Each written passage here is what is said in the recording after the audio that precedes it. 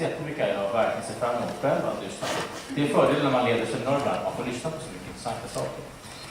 Men man kan ju undra lite grann över rubriken eller titeln i all stillhet på den här konferensen. Avspark Europa. Det är ju som att man undrar lite grann hur många avsparkar behöver vi egentligen för att inse att vi sedan flera år faktiskt är med i EU. Att matchen är i full gång. Vi är medborgare i EU sedan många år. Vi ska välja ett nytt parlament om bara några dagar. Men det är som att alla svenskar och även alla européer överhuvudtaget behöver en sån här avspark varje morgon för att förstå det där. Att det finns ingen annan som gör EU än vi själva. Det finns inga diplomater eller toppolitiker eller eliter som fixar EU, utan det är vårt eget ansvar som medborgare. Och ett nyckelord under den här konferensen kommer att vara transnationella nätverk. Det är ett ord vi säkert kommer att stöta på flera gånger. Det är det Networking Europe har på med. Och det är ju egentligen väldigt enkelt, fast så svårt. Det är ju att jobba tillsammans, att prata, att kompromissa, att lära sig av varandra, att lyssna. Och framförallt som jag sa, att jobba ihop. För att förstå att vi hänger samman, att det finns ett ömsesidigt beroende i EU, att vi är medborgare i en och samma union. Nu ska inte jag säga så mycket mer till att börja med. Egentligen skulle vi haft en fanfar eftersom nu börjar konferensen. Men det finns inga fanfarer här, så att jag får säga välkommen till Maria Fladvad som är projektledare på Networking Europe, och till Jakob Beijer som är regionchef på Sensus. Varsågoda.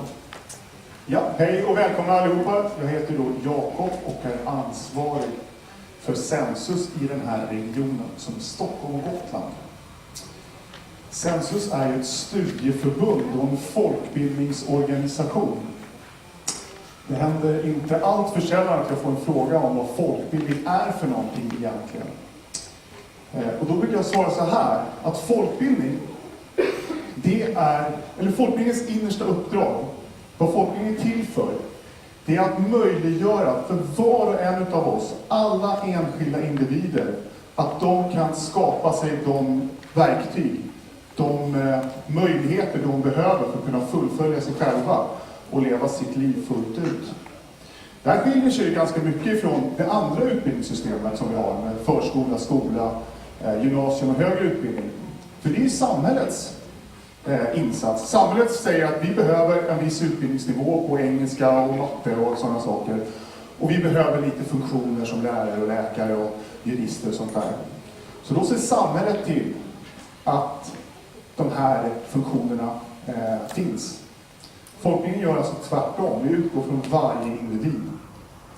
Men det vackra med folkbildningen är sen att för att möjliggöra de här verktygen så säger vi att det måste vi göra tillsammans med någon annan. För det är mötet med andra människor som nästa dimension kommer. När horisonter öppnar upp sig och nya dörrar öppnar sig. För det är ju så som Sensus säger att det är möten som förändrar människor och sen är det människorna som förändrar världen. Networking Europe har varit precis detta för organisationer. Flera organisationer som har ett specifikt uppdrag som de brinner oerhört mycket för. Men som de sen vill utveckla sitt verktyg för att kunna göra lite bättre. Och det har de i Networking Europe fått möjlighet att göra med andra organisationer med liknande uppdrag, men med kanske lite andra verktyg. Därför att de kommer från ett annat land eller en annan kontext eller en annan samhällskonstruktion och därför har olika uppdrag. Men i det här mötet med de andra organisationerna så har alla fått hjälp med att tänka utanför boxen. Vi ska få se ganska många exempel på det här idag och även få fylla på vår egen kunskapsbank lite grann. Det ska bli oerhört spännande. Och det hoppas jag att du tar vid nu och fortsätter med. Tack så mycket och återigen välkomna.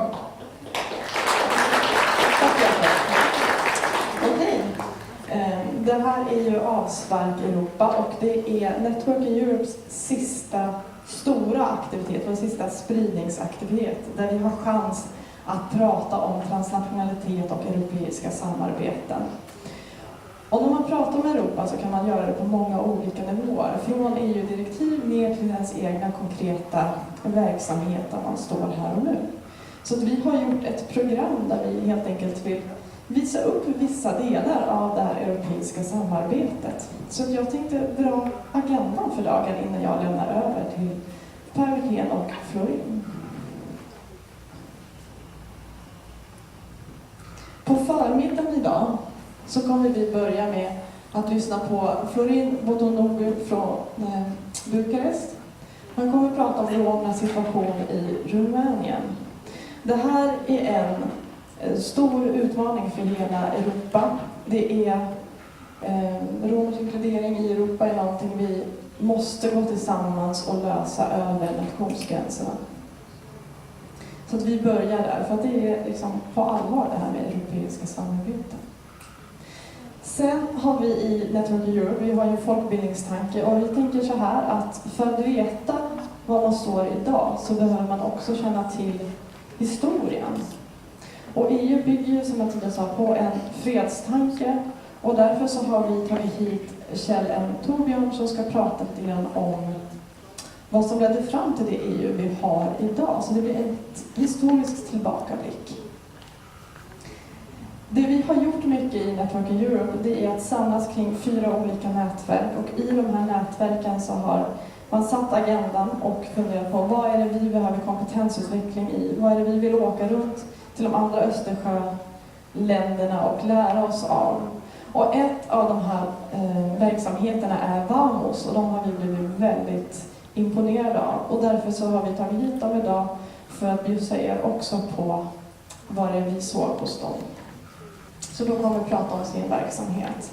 Vamos jobbar med ungdomar långt ifrån arbetsmarknaden eller needs, leading employment, education och training. Och det är också en av EU-kommissionens prioriterade målgrupper framöver. Sen går vi in på Europeiska socialfonden. Vad är det för 7-årsperiod vi precis har haft och vad är det för 7-årsperiod vi närmar oss nu med EU 2020? Vi kommer också ha våra följeforskare Sanna Kravchenko som kommer att följa med Marianne Berglund från ESF-rådet upp och prata om detta. Sen tar vi lunch. Och lunchen kommer vara här utanför. Under dagen så har vi lagt in några korta pauser. Vi får se när vi lägger dem. Vi har lagt dem som ett förslag men vi kommer titta på er i publiken och se också lite grann hur ni mår. Kaffe och te kan man fylla på under de här pauserna och då går man till frukostbuffén helt enkelt här utanför till kaffeautomaterna och så tar man sig en till kopp kaffe så att man orkar. Klockan 13 kör vi igång igen och då har vi hit Anders Wikman och han kommer att prata om social hänsyn vid offentlig upphandling. Och det här är ett exempel på ett EU-direktiv som påverkar oss ända ner till organisationsnivå. Det kommer ett nytt direktiv 15 januari och vi är väldigt förväntansfulla på vad det kan innebära för oss. Efter det blir det filmpremiär. Vi tänkte att ni skulle få följa med på en studieresa till Lettland med oss. Så att alla får vara med ut och resa. Efter det kommer jag upp på scenen igen och prata lite om några utvalda lärdomar från projekt Network Europe och också några do-it-yourself medskick. Sen har vi fika från 14:30, ungefär 20 minuter. Det är en våning upp i upstairs bar. Så då får vi... Oh, sorry.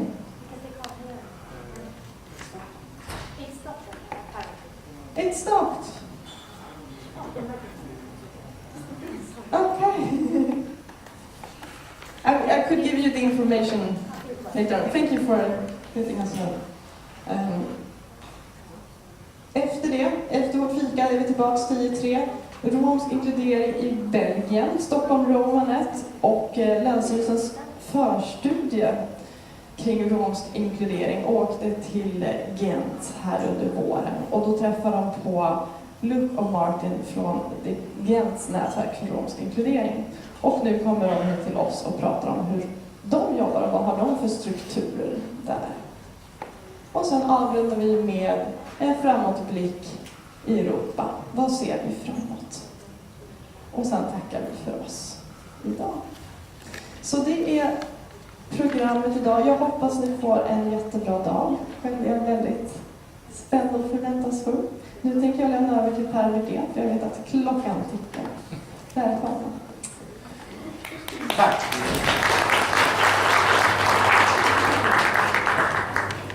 Earlier this spring, a couple of months ago or so, the newspaper Dagens Nyheter published at least 2 huge reports or articles from Ferencváros, a poor, poverty-stricken part of Bucharest, where many Roma families live.